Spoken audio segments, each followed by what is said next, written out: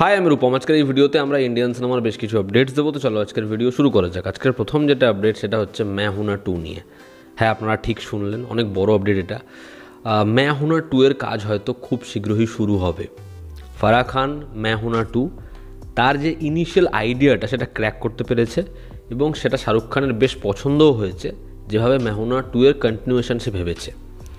খুব শীঘ্রই হয়তো ছবির স্ক্রিনপ্লের কাজ শুরু হবে। 2025-এর এন্ডের মধ্যে এই ছবির মোটামুটি স্ট্রাকচারিং হয়ে যেতে পারে এবং এমনটাও শোনা গেছে এই খবরে, পিঙ্ক ভিলা থেকে আপডেটটা আসে কিছুক্ষণ আগে, যে শাহরুখ খান কিন্তু শুধুমাত্র যে সিকুয়েল করতে হবে বলে সিকুয়েল করবে এমন নয়। মেহুনে যদি সিকুয়েল আসে তাহলে সেটা সম্পূর্ণ ভাবনা চিন্তা নিয়েই আসবে, আদারওয়াইজ সেটা আসবে না। তবে আপাতত খুশির খবর এটাই যে রামকে আপনারা আবার দেখতে পেতে পারেন। मैं हूं ना 2 আসতে পারে এবং ফারাহ খান আর শাহরুখ খান যখন একসাথে ছবি করেছে সেগুলো অডিয়েন্সের খুব পছন্দ হয়েছে। তার মধ্যে मैं हूं ना আর ওম শান্তি ওম তো ভালো ছবি। এবার দেখার मैं हूं नाর সিকুয়েলে কি আমরা আবার পুরনো ফারাহ খানের ওই দুটো ছবি যেমন হয়েছিল অ্যাটলিস্ট ওরকম কিছু পাই, না তার তো হ্যাপি নিউ ইয়ার হোক বা 30 মার খানে আমরা দেখতে পেয়েছি কি হয়েছে, না সেরকম কিছু হয়, তাহলে শুধুমাত্র শাহরুখ খানের স্টারডামে ছবিটা চলবে। দেখার সেটা হয় না সত্যি যথাযথভাবে সিকুয়েল হয়। আমরা যদি পরবর্তী আপডেটে আসি, তো অক্ষয় কুমারের জলি এলএলবি 2 সেই ছবিটা এপ্রিল মাসে আসার কথা ছিল এবং তার কেসারি 2 অর্থাৎ যেটা হচ্ছে শঙ্কর নায়ারের বায়োপিক, সেই ছবিটা আসার কথা ছিল হচ্ছে পরবর্তী সময়। কিন্তু এখন যেটা হয়েছে সেটা হচ্ছে এই দুটো ছবির রিলিজ ডেটের মধ্যে একটা সুইচ হয়েছে। কারণ জোহর কনভিন্স করে যে কেসারি 2 সেই ছবিটা যাতে এপ্রিল মাসে আসতে পারে।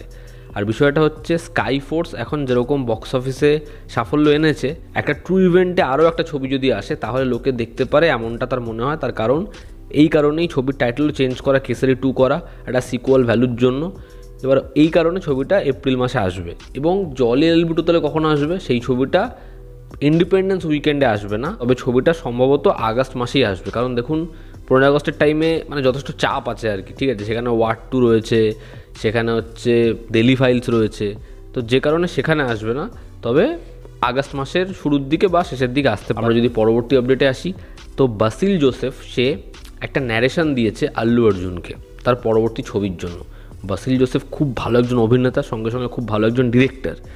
দেখার তার সাথে কি আল্লু অর্জুন কোলাবরেট করে, তার কারণ যদি তার সাথে কোলাবরেট সে করে তাহলে আমরা এটুকু শিওর থাকতে পারছি যে একটা ভালো ছবি আসবে। এবার দেখার সে কি এরকম একজন সুপারস্টারকে প্রেজেন্ট করতে পারে। তবে আল্লু অর্জুনের ইনিশিয়াল আইডিয়াটা খুব পছন্দ হয়েছে।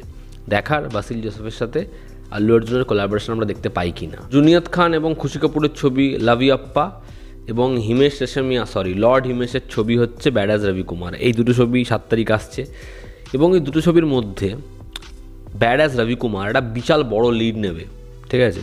কারণ অলরেডি ছবিটা অ্যাডভান্স বুকিং স্টার্ট হওয়ার সাথে সাথেই প্রায় 3-3.5 হাজার টিকিট ন্যাশনাল যে প্লেক্স চেন হয় সেখানে সোল্ড আউট হয়ে গেছে এবং যেরকম আশা করছে যে এই ছবিটা ডে 1-এ 5 থেকে 7 কোটি টাকার ব্যবসা করতে পারে, তার থেকেও বেশি ব্যবসা করতে পারে। তার কারণ অডিয়েন্সের কিন্তু এই ছবিটার প্রতি একটা চাহিদা রয়েছে। তো এই ছবিটার টিকিট হুড়ুড় করে বিক্রি হচ্ছে এবং ছবিটা যে বাজেটে নির্মিত, ছবিটা যে এরকম একটা অ্যাডভান্স বুকিং করতে পারে এটা কেউ আশাও করেনি।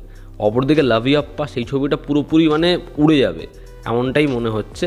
দেখার সেই ছবিটা বক্স অফিসে কিছু করতে পারে কি না, তবে আপাতত অনেকটা বড় মার্জিনে এগিয়ে থাকবে ব্যাড অ্যাজ রবি কুমার, এমনটাই আপডেট। নানির পরবর্তী ছবি দ্য প্যারাডাইস, সেই ছবিটার খুব শীঘ্রই একটা গ্লিমস আসতে চলেছে।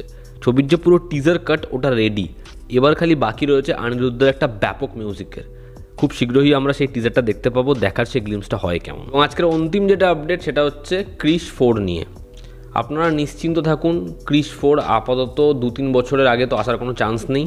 হয়তো আপনার ছেলে নাতিপুতি আসার সময় ছবিটা আসতে পারে। কথাটা আমি কেন বললাম, রাকেশ রোশন নিজে জানিয়েছে যে ক্রিস 4 অনেকবার পিছিয়েছে, কথা শুনেও হচ্ছে না, দেরি হচ্ছে, তার কারণ হচ্ছে ছবির বাজেটের জন্য।